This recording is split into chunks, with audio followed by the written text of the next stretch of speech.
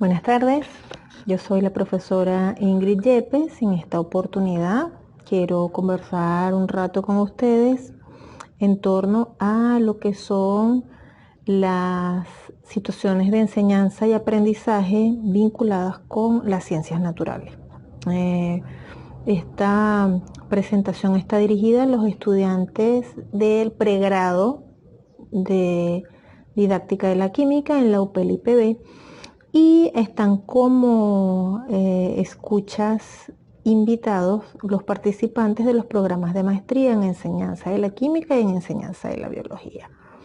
Esto un poco para afianzar alguna información que está por allí ya adquirida desde el pregrado, en el caso de los maestrantes, y en el caso, por supuesto, de los que son docentes en formación, una información que es de gran interés, cosas que tenemos que aclarar y que sobre todo tenemos que definir al momento de poner en práctica algunas tareas que tenemos pendientes en nuestros respectivos cursos.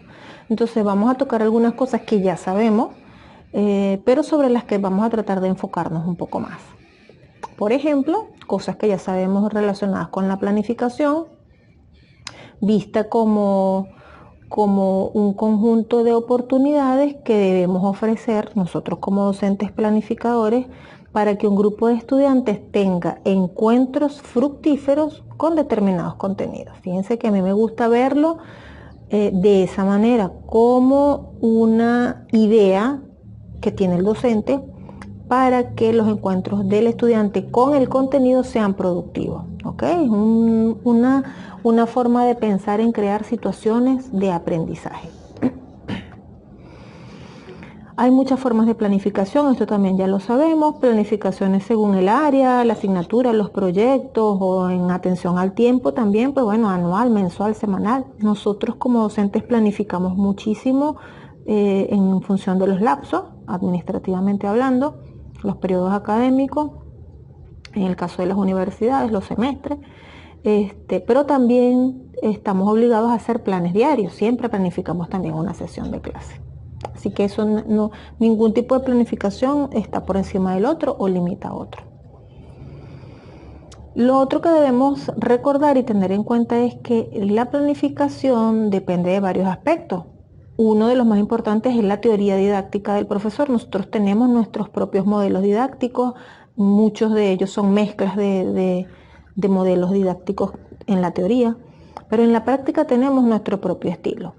También planificamos pensando en las normas de la institución, en lo que nos están pidiendo, las instancias administrativas correspondientes, nuestros propios matices personales, la experiencia que tenemos influye mucho, que nos ha dado resultados, que no.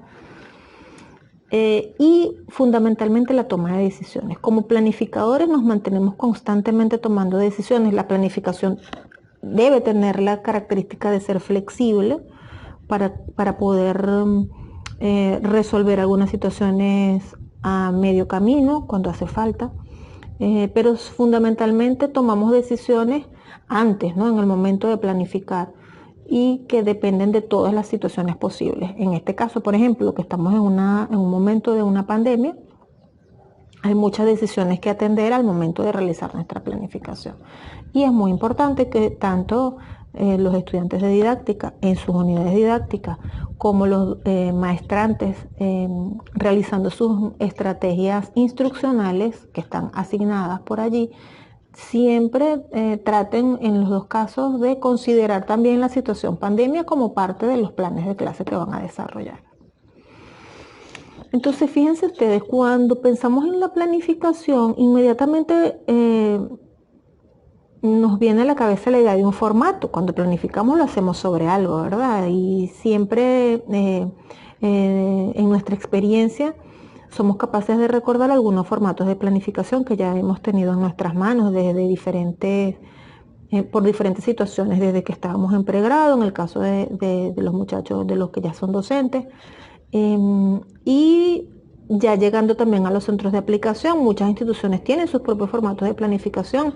Hoy día incluso a nivel gubernamental pues hay algunos formatos de planificación que incluyen ejes, una gran cantidad de elementos Pero básicamente cualquier formato de planificación tiene estos 5 elementos de algún modo. Incluso a veces nos damos cuenta de que aunque les puedan cambiar el nombre de alguna manera, se trata de estos 5 elementos que están aquí: los objetivos, los contenidos, actividades, los recursos y la evaluación.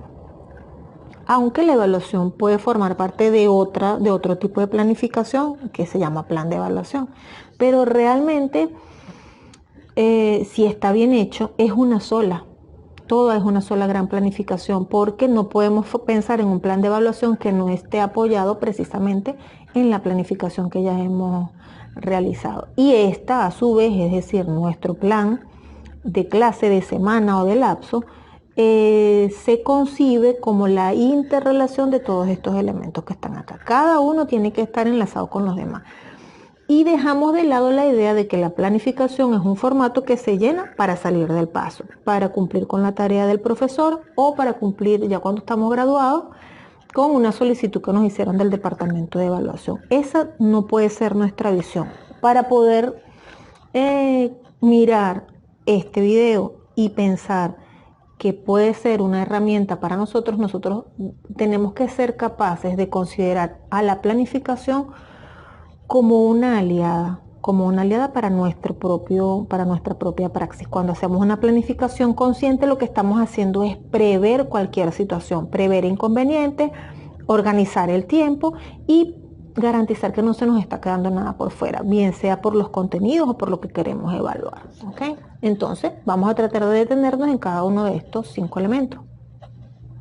Y comenzamos con los objetivos. Definir objetivos no siempre es fácil. Parece que esa definición que está allí es muy obvia, ¿verdad? Bueno, objetivo es ver qué es lo que queremos lograr, ¿no? Eso basta en la vida. Los logros que nosotros definimos se supone que tienen que ver con lo que el estudiante va a adquirir y que lo vamos a poder ver al finalizar del proceso de enseñanza. Eso no tiene ningún misterio, ¿verdad? Eso lo entendemos.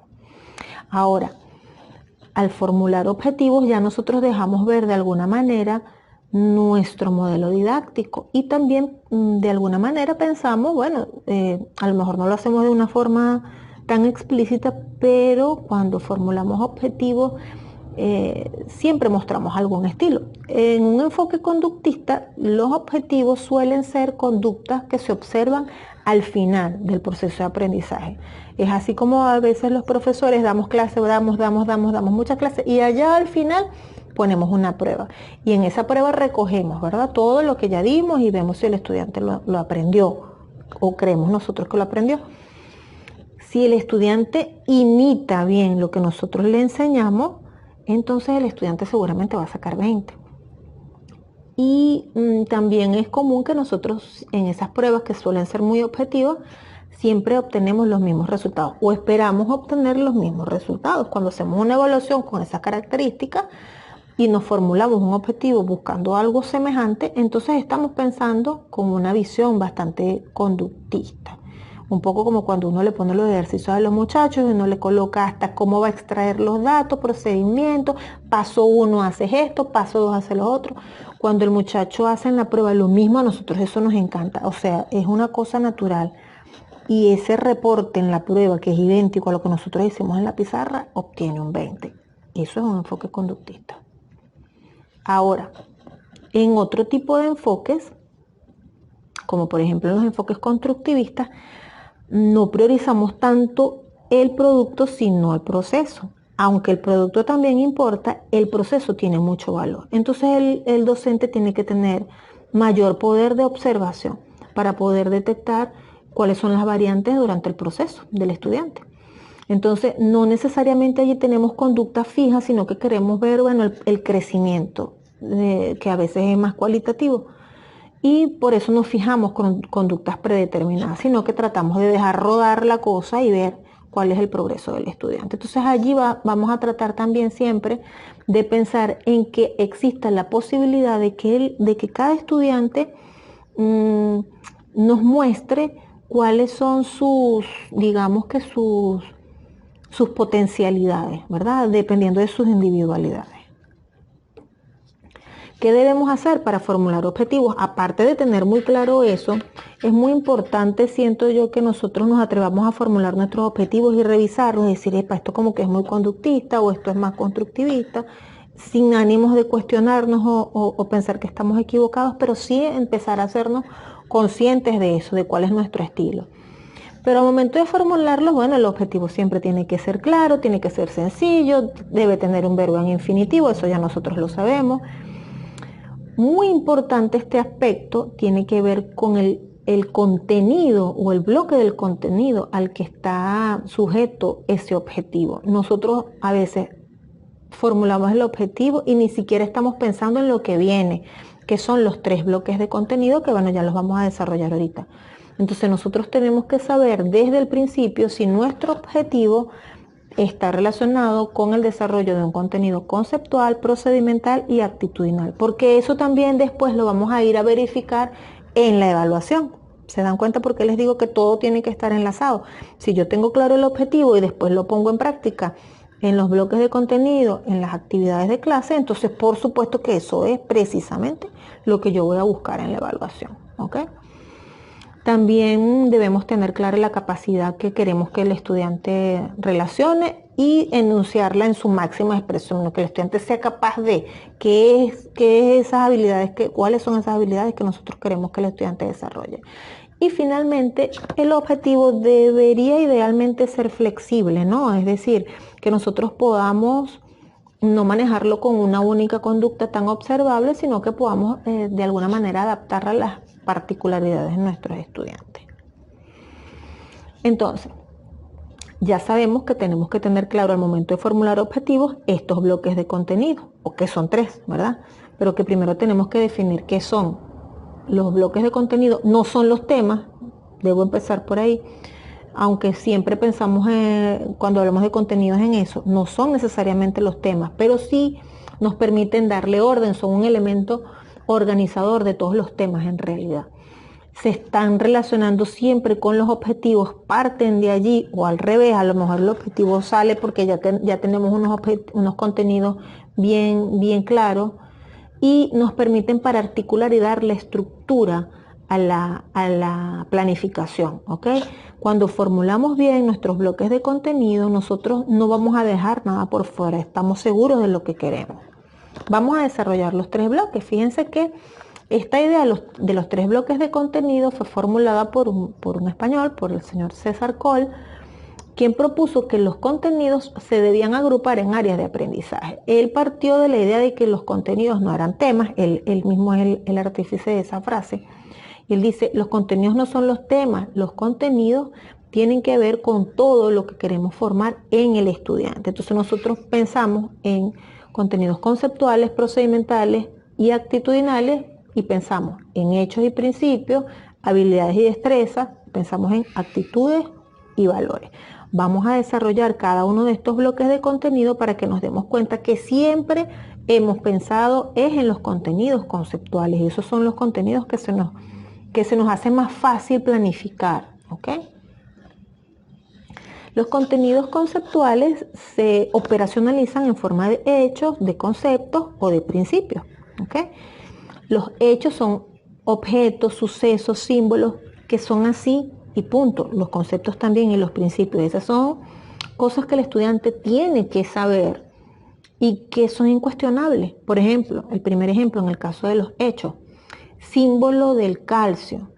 El calcio tiene un símbolo químico que es una letra C mayúscula y una letra A minúscula. Eso es así y punto. Número de Avogadro, que es el otro ejemplo que tengo allí. El número de Avogadro es una constante en química y es 6.02 por 10 a la 23 y otros decimales más. Eso es así y punto. Eso es un hecho. Eso el estudiante lo tiene que saber. Después lo va a utilizar para algunas cosas, pero hasta aquí es simplemente así. Es así ya. Los conceptos son un conjunto de objetos, de sucesos, de principios que tienen características comunes. Por ejemplo, los metales. Los metales son elementos que tienen tales características, tienen estas propiedades, están ubicadas en esta parte de la tabla periódica y ya, eso es incuestionable. Los metales son esos elementos que tienen esas características. Yo quiero que el oxígeno sea un metal, no. no se puede, ¿verdad? Porque no cumple con ciertas características.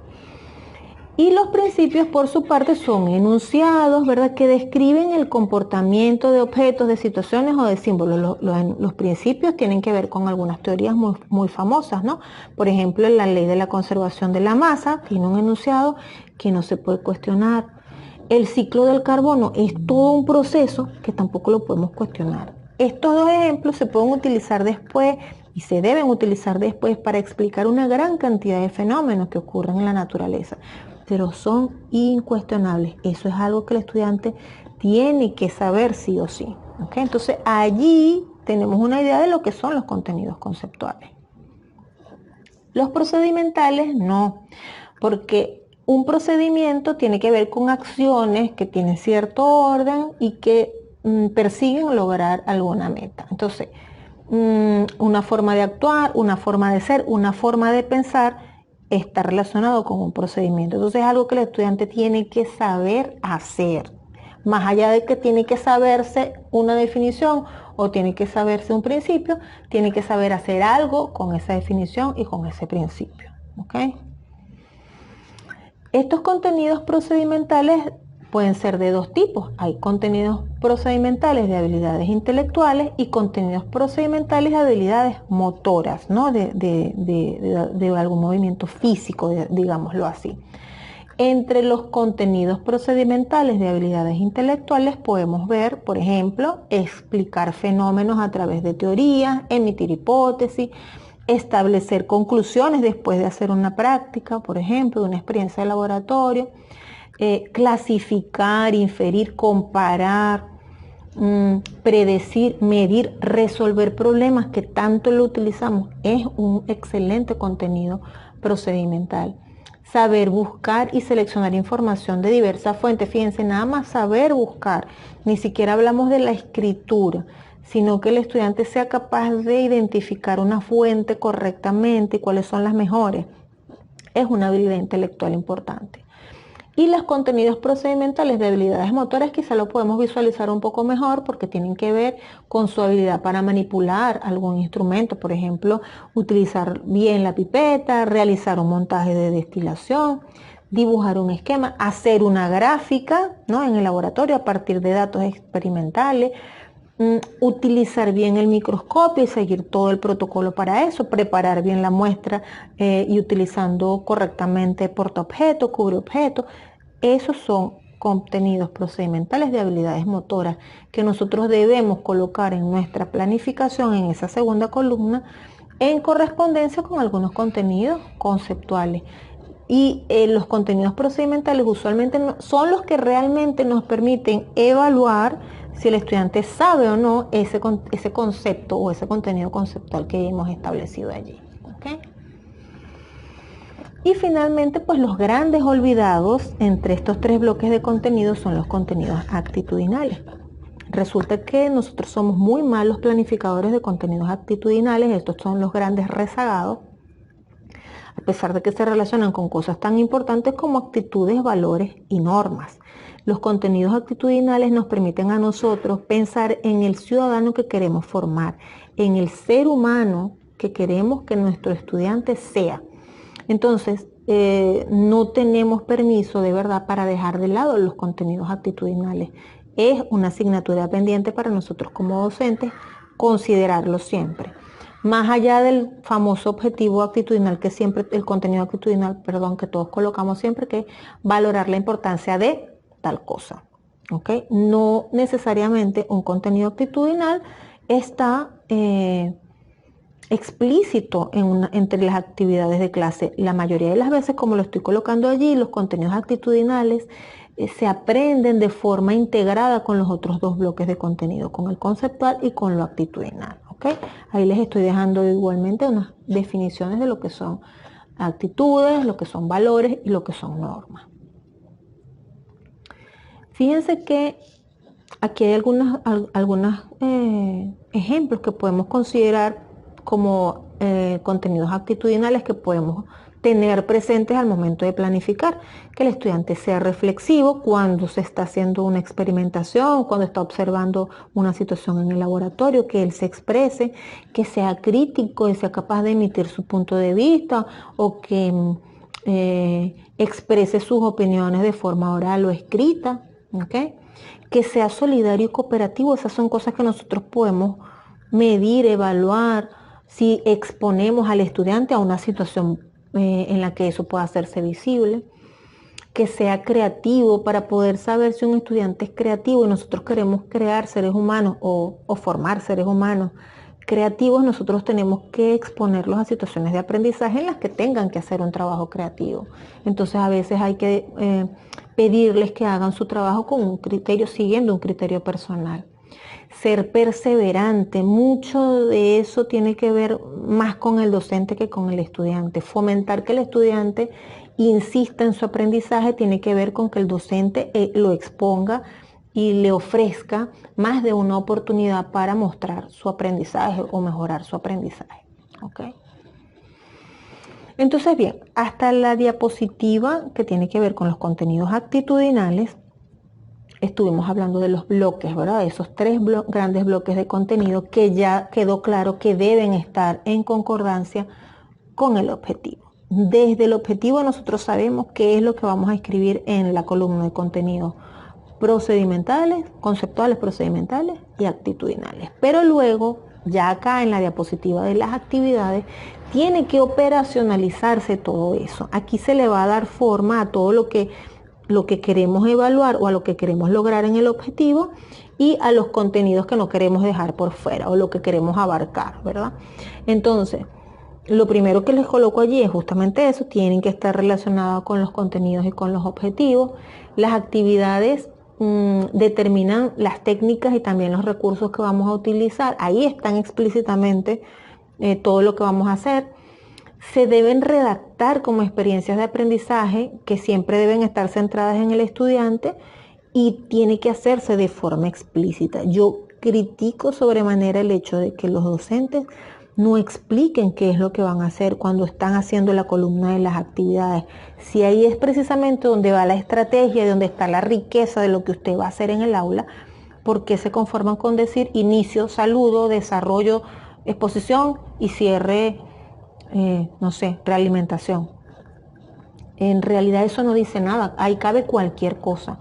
Entonces en las actividades usted tiene que darse la oportunidad de explicar con detalle qué es lo que los estudiantes van a hacer. Fíjense que yo ahí lo coloco centrado en el estudiante, pienso en él. Entonces yo no puedo decir exposición de la clase, el estudiante va a exponer la clase, no yo. Bueno, entonces si usted quiere colocar eso, si es que usted va a dar una introducción a la clase, coloque: el docente dará una breve introducción, luego los estudiantes, usted tiene que explicar qué es lo que los estudiantes van a hacer, porque si no la actividad, la clase no está centrada en el estudiante.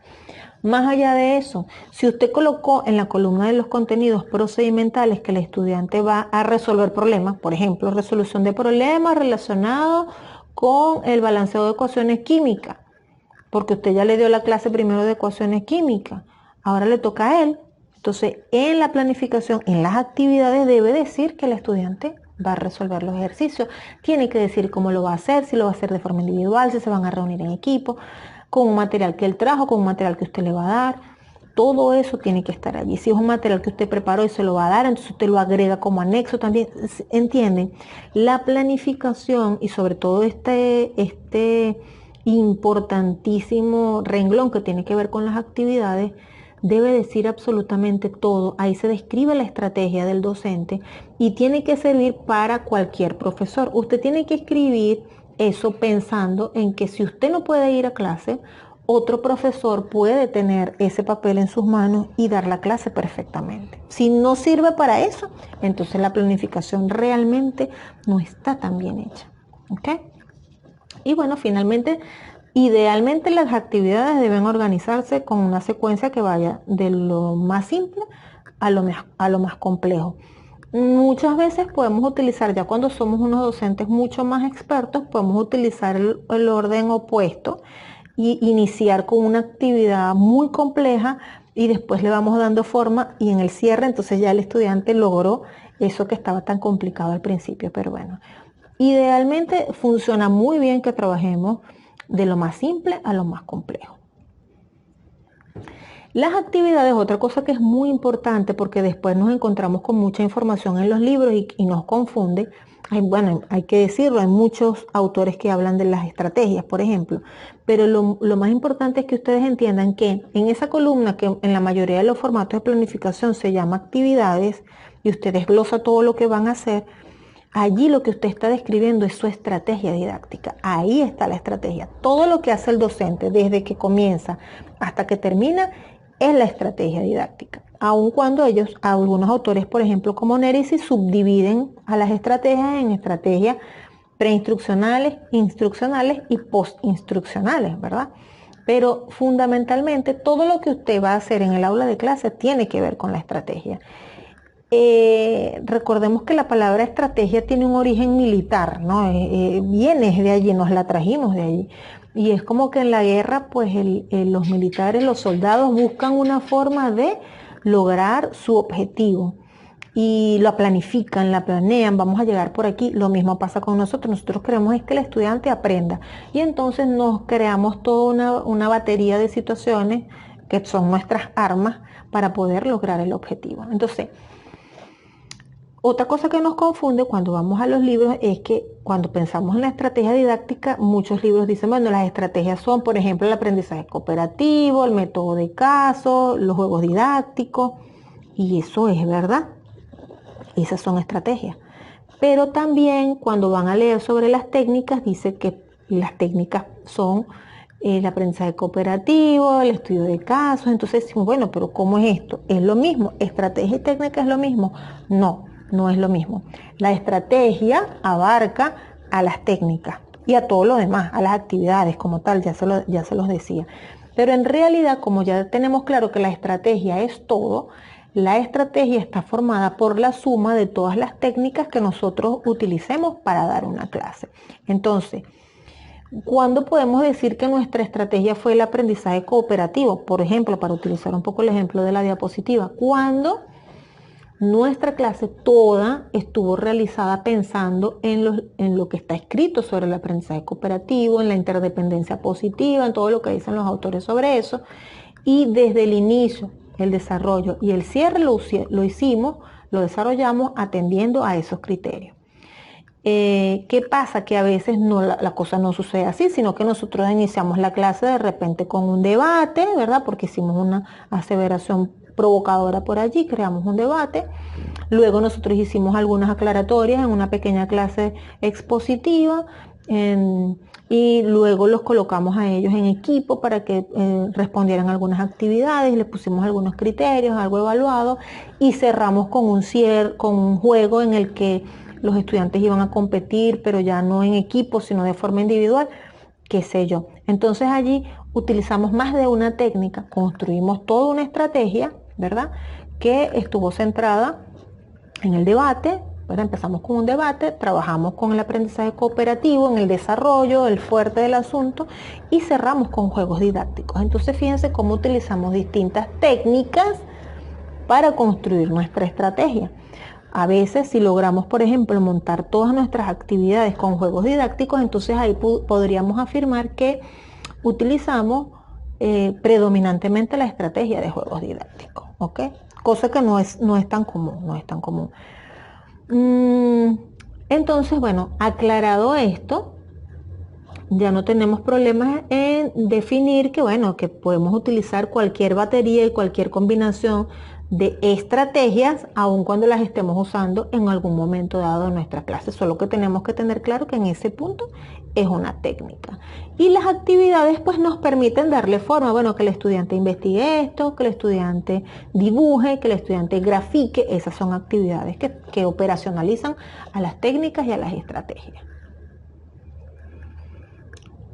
Bien, ¿qué pasa? Que bueno, que cuando desarrollamos todas esas actividades estamos echando mano de algunos recursos que tienen que tener ciertas características, deben ser adecuadas dependiendo de las actividades. Cada actividad requiere ciertos recursos. Cuando estamos en el laboratorio, pues necesitamos todo el instrumental del laboratorio para trabajar. Los recursos también deben estar acordes a las características de la audiencia, a la edad, al nivel, todo eso. Y fundamentalmente cualquier recurso que utilizamos debe tener cierta calidad técnica. Todas las audiencias son importantes, no importa que trabajemos con niños o que trabajemos con adultos, siempre los recursos deben tener calidad. Y calidad no significa lujo, costo y mucho dinero, sino que estén adaptados a estos dos criterios anteriores y también persigan una finalidad didáctica. Los recursos no pueden estar por allí de relleno. Esto es ya al final, ¿no? Ya al final de la clase como tal, pero es muy importante que nosotros, aunque la evaluación amerita toda una clase aparte, poder de algún modo puntualizar algunos aspectos que son claves que me interesan mucho, porque aunque ya ustedes vieron evaluación, no siempre salimos tan bien preparados de allí, sobre todo para el hacer, ¿no? Recuerden que eso de los bloques de contenido conceptual, procedimental y actitudinal también va mucho con nosotros. Si revisamos nuestra formación, tal vez en cursos como evaluación de los aprendizajes nos fuimos mucho al concepto, a lo teórico y no tanto a lo práctico, y eso más adelante nos puede traer consecuencias porque no estamos tan diestros. Entonces, al momento de evaluar, también nosotros estamos pensando en el objetivo que nos colocamos al principio, y también está nuestro modelo didáctico, también están las teorías del aprendizaje predominantes en nosotros, si somos más conductistas, si somos más constructivistas o cognitivistas, eso no importa, ninguno de esos es pecaminoso, simplemente que nosotros seamos conscientes de cuál es nuestro estilo en cada clase, porque eso es otro tema. Cada contenido puede tener su propio estilo de evaluación, ¿ok? No podemos hacer todo igual. Y a veces podemos evaluar hasta un juego, por ejemplo, con tabla periódica, y podemos poner a los muchachos a jugar bingo con la tabla periódica en el laboratorio, y eso puede tener cierta ponderación cuando nosotros le damos cierto nivel y le ponemos algunas formas particulares de jugar bingo, ¿no? Pero no todos los contenidos nos lo permiten, ¿ok? Entonces lo que sí es importante es eso, relacionar la evaluación con los objetivos o con el objetivo que ya nos colocamos, y también con los 3 bloques de contenido.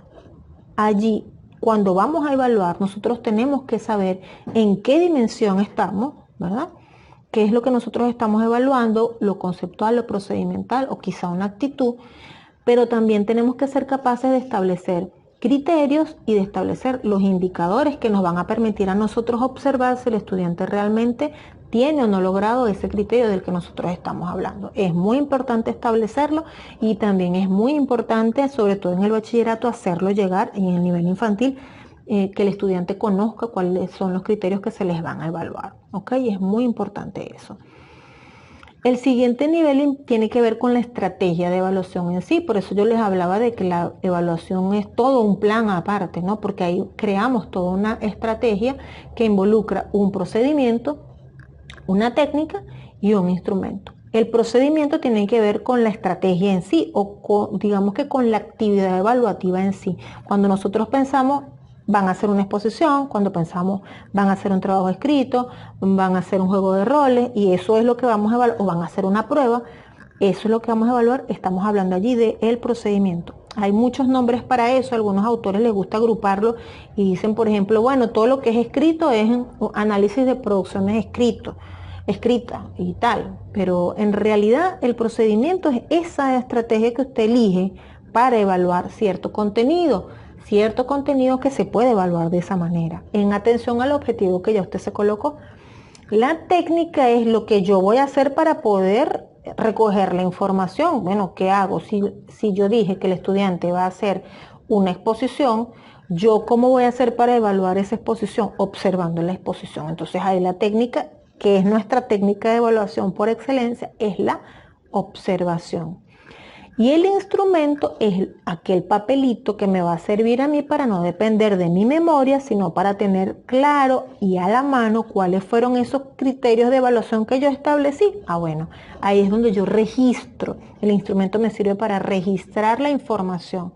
¿ok? Que yo tengo preestablecida y que ya el estudiante conoce y dónde está lo que le voy a evaluar. Entonces, esos 3 elementos forman la estrategia de evaluación. Cuando todo el mundo esté informado de eso, yo les aseguro que nada sale mal. Cuando se trata de la prueba, a lo mejor si lo recuerden siempre que la prueba escrita es un procedimiento, es una técnica y al mismo tiempo es un instrumento. El procedimiento de evaluación, la prueba escrita, la forma en la que yo recojo la información es a través de la misma prueba, observación, pero de la misma prueba, ella misma es una técnica, pero también es un instrumento. ¿Dónde me queda a mí lo que evalué? En la prueba escrita. Y en esa prueba están ya claros qué es los elementos que yo quería evaluar según el objetivo que me planteé. Estos son quizás los elementos más difíciles de clarificar al momento de evaluar y son en los que más tenemos que hacer énfasis. Ya por lo demás, las formas de evaluación y el propósito depende un poco más del docente, depende de elementos externos como por ejemplo el tiempo, dependen del nivel, no siempre podemos hacer coevaluación y heteroevaluación, a veces se necesita que el grupo tenga cierto nivel de madurez que nosotros podemos establecer con ellos y vamos probando si ellos son tan adultos como para autoevaluarse, la coevaluación y establecer eso desde el principio o de repente incorporarlo a mitad del año escolar, a mitad de un semestre, eso se puede hacer también. Y el propósito, que también depende mucho de nosotros, tiene que ver con nuestra intención al evaluar. Aunque nosotros no siempre decimos explícitamente que hacemos una evaluación diagnóstica, siempre lo estamos haciendo. La primera evaluación siempre persigue conocer el grupo que tenemos, ¿ok? Entonces siempre hay espacio para hacerla desde cualquier punto de vista, incluso informalmente, con una conversación, con una plenaria, nosotros podemos hacer un diagnóstico. La evaluación formativa la visualizamos siempre que tenemos la oportunidad de darle un feedback al estudiante y la sumativa, que es lamentablemente en la que todos somos expertos, tiene que ver con esa ponderación final que le damos al trabajo del estudiante.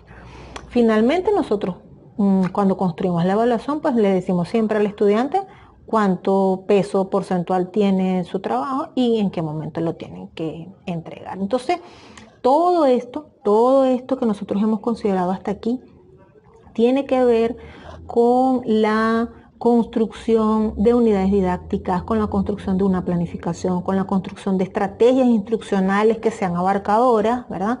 Y que cuando digo instruccionales tienen que ver con la presencia del docente ahí, marcando la pauta, diciendo el cómo, diciendo el qué, a pesar de que estemos en tiempos de tanta distancia social.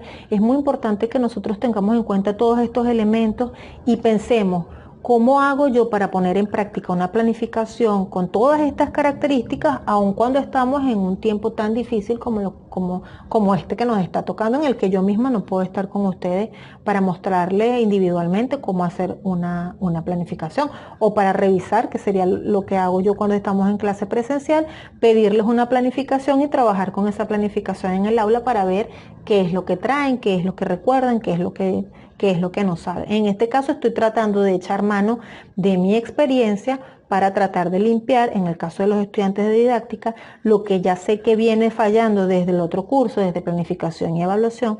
Y en el caso de mis estudiantes de la maestría, la experiencia que estoy utilizando es precisamente el hecho de que muchos de nuestros egresados de la maestría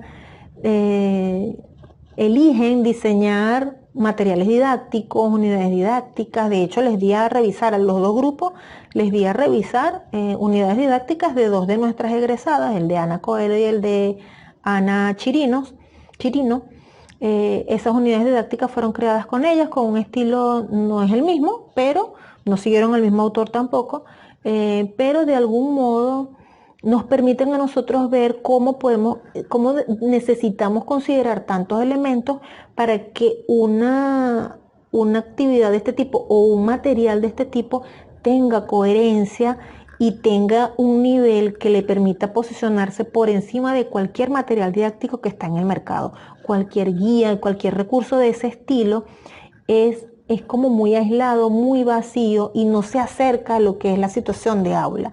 En cambio, estos productos que ellas construyen y que posiblemente a alguno de ustedes les interese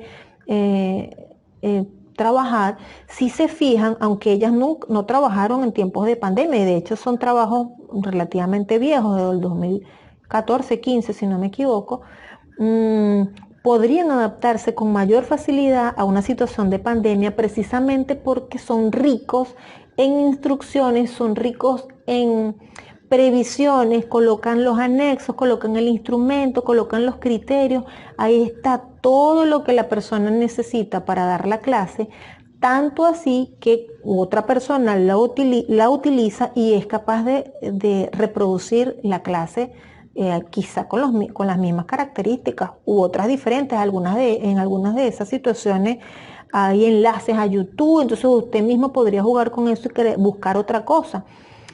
Pero lo que quiero resaltar es el hecho de que mi experiencia me dice que eso no se logra tan fácil. Es muy difícil precisamente porque la mayoría de estos elementos que están aquí, que los conocemos, no los tenemos claros del todo, especialmente al momento del hacer.